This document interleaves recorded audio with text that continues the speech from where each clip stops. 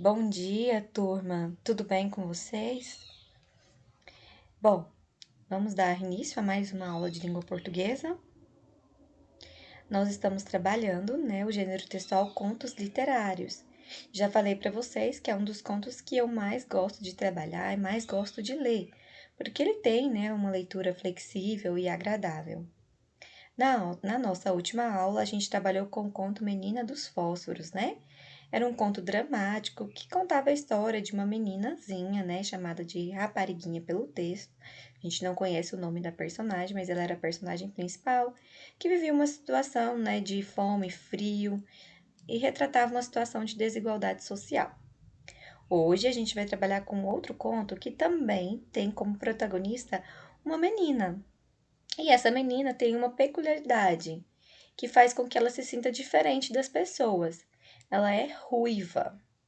É muito importante que vocês assistam esse vídeo do começo ao fim para realizar as atividades. Vocês vão ver que tudo que eu vou falando para vocês vai ajudar em 100% na elaboração das respostas de vocês para as questões que está no arquivo, tá bom? Que eu elaborei sobre o texto. Esse conto se chama Tentação. É um conto de uma escritora brasileira. A gente tinha um conto Menina dos Fósforos, eu lembro que eu falei para vocês que ele foi traduzido, né? Não era uma história de um escritor brasileiro. É da Clarice Lispector, o conto Tentação. E agora eu vou falar um pouco sobre o conflito. O que é o conflito? O conflito é aquela situação que faz toda a história acontecer.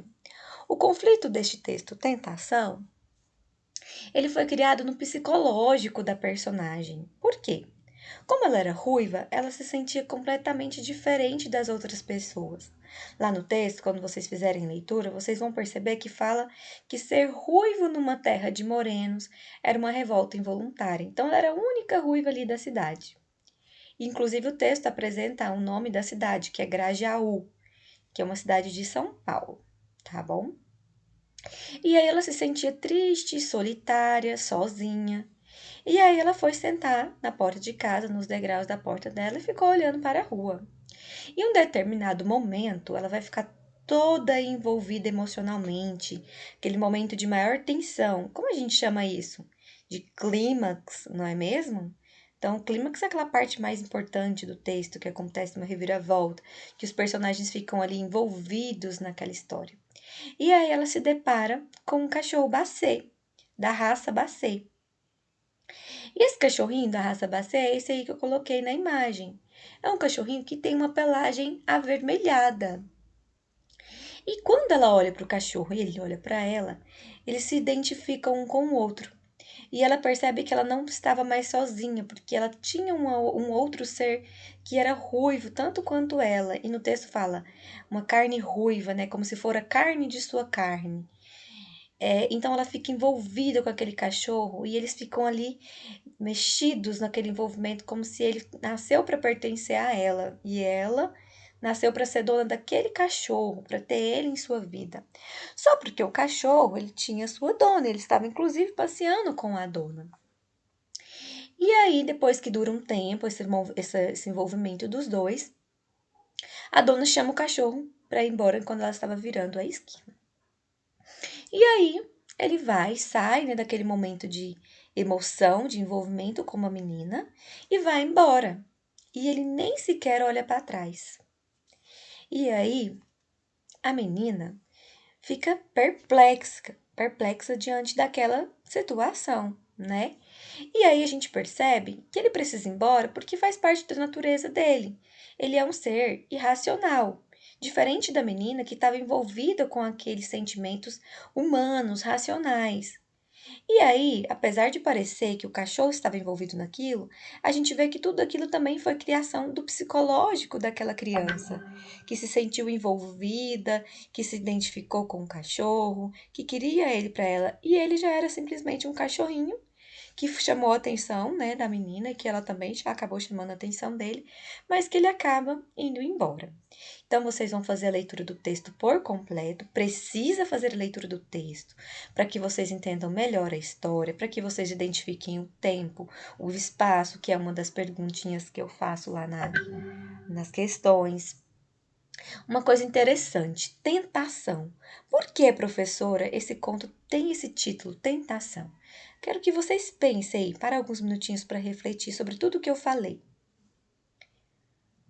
Depois, faça uma leitura minuciosa do texto. Eu vou colocar para vocês também a leitura do texto com um videozinho do YouTube. Não é um vídeo, é só o áudio de uma leitora, para que vocês também prestem atenção ali naquela história contada, né?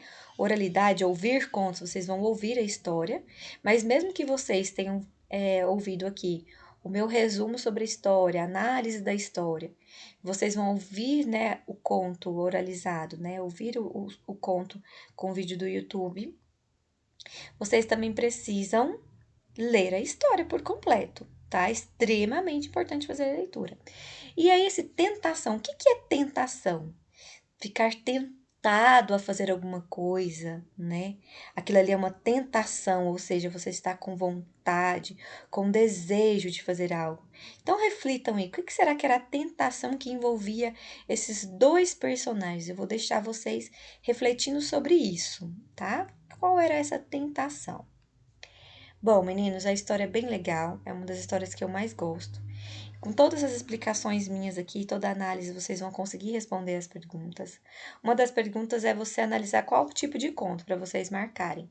Então, lembra, tem o conto dramático, temos o conto de romance, fantástico, psicológico. Então, pensem sobre todas as características deste conto que eu fui falando para vocês, em qual que ele vai se encaixar, tá bom? O conflito eu expliquei, o clímax eu expliquei, vocês vão ter uma questão sobre cada um. E identificar tempo e espaço, tá? O tempo é quando acontece, pode ser um tempo cronológico, pode apresentar pra gente a hora do dia, ou o dia da semana, o mês do ano, tá? O espaço onde acontece, né? Pode ser o nome da cidade, o local onde estava a criança, o local onde estava o cachorro. Pode apresentar mais de um espaço nesse sentido, pequenos espaços ali para vocês se identificarem, tá bom? Então, eu espero que vocês se divirtam com a história, né? Vocês estejam envolvidos aí, façam bem a leitura, tá? Respondam as atividades. Vocês têm até as 17 horas para finalizar tudo. E eu aguardo vocês, né, em caso de dúvidas. Acho que não vai ter dúvidas, quem assistiu o vídeo aqui não vai ter dúvidas. Quem perguntar algumas coisas, eu vou saber que é porque não assistiu o vídeo, hein?